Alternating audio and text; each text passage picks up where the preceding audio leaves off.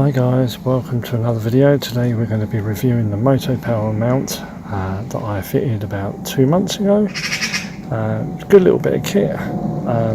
There's a wide range of different ways you can fit it, as you saw in my video.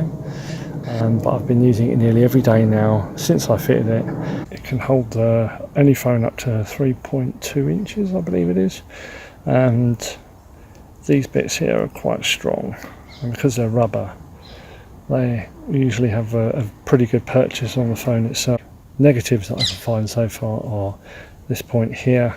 You've got to get it in between the buttons, wherever your buttons are on the phone, and obviously this bit around here, which I've already said, this bit here we've lost, but that's only because it's come out of that tiny little hole that you might just be able to see in there.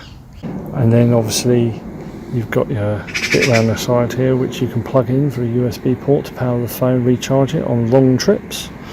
It's reasonably easy to route the cables underneath the tank and through to the battery. In many ways it's just like the X mount. The RAM mount was very expensive and I didn't want to pay that much, so I did it on the cheap.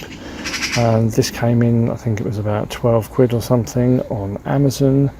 And definitely for any budget biker like myself, get yourself onto Amazon if you want to do anything like touring. You need a GPS or a phone holder just to make your life easier. Definitely well worth getting it. I've had no problems with it whatsoever, and it's been perfectly adequate for my use, and I'm sure it will be adequate for you too. Okay, well, thanks for watching. It's only a mini review, there's not really much else to say. I need to say that it does work, and this is my little seal of approval, if you like. Okay, thanks for watching guys. Catch you later on the next video.